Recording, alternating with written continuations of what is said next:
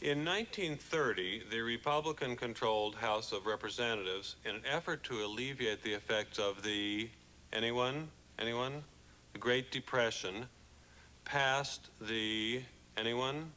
The tariff bill, the Hawley-Smoot Tariff Act, which, anyone, raised or lowered? Raised tariffs in an effort to collect more revenue for the federal government. I just don't want to be bored. I just don't want to be bored. To be bored. I just don't want to be bored. I don't want to be bored because that's when I sleep. I hate when the teacher lectures. And I don't get to experience what I'm learning. I learn better by doing. And I just want a great experience.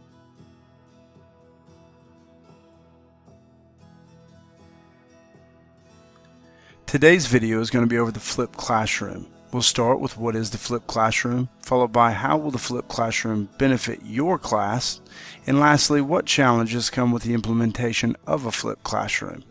Get ready to be flipped. The flipped classroom is really as simple as swapping direct instruction with homework. For example, students will go home after school, listen to a lecture that's been provided by the teacher, and then return the next day to work in class with their peers and with the teacher in some form of experiential learning. Work within the class is supposed to display any of the following: collaboration, interactivity, authentic engagement, and experiences with the content.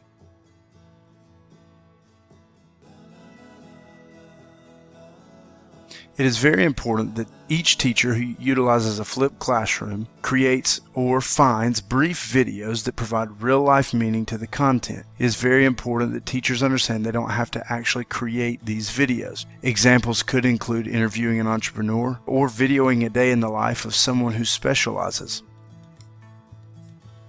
You may be wondering, why have a flipped classroom?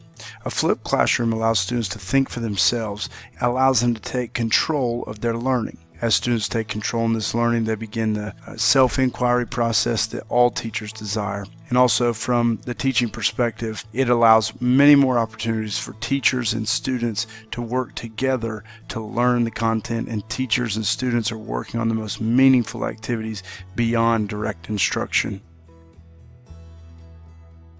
So how can the flipped classroom benefit you and your students? Let's take a look at the research. According to Say, Wu, and Marek in 2016, when comparing post-tests, the mean score of the flipped learning module was much higher than that of the conventional instruction. Moving on to Lei and Wang, the post-test score of the experimental group was significantly higher than that of the control group. This implies that the self-regulated flipped classroom approach benefited students more than the conventional classroom approach.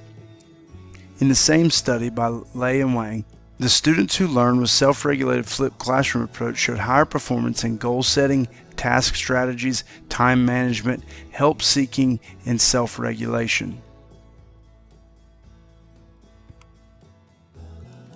Now let's look at the impact on content areas.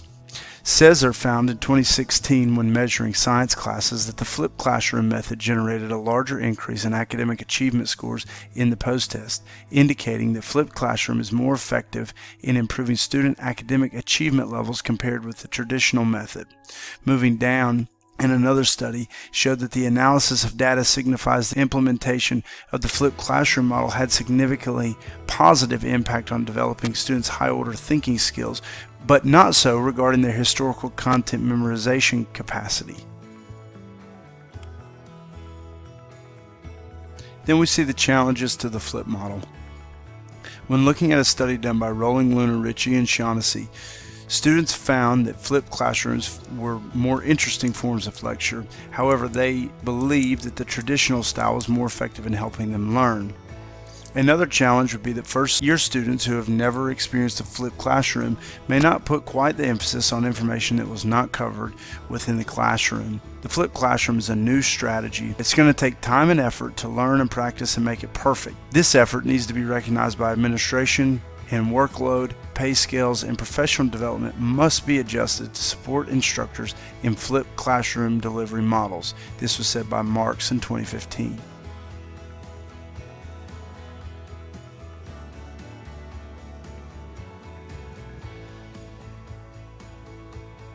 As a teacher evaluation process that would happen regarding a flipped classroom. I feel like it lends itself to meeting those standards outlined in the TEACS rubric for engagement, integration of technology, as far as diversified learning strategies and instructional strategies that are employed.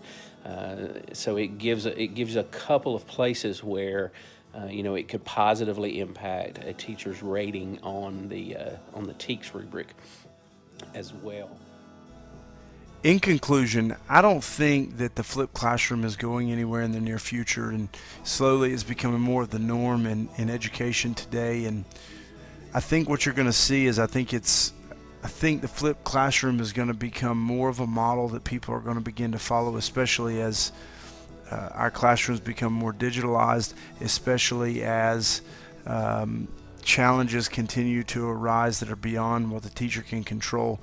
And as there's more of a push for personalized education, but I think it's important for teachers to understand it's a tool, a strategy. It's not the end all be all.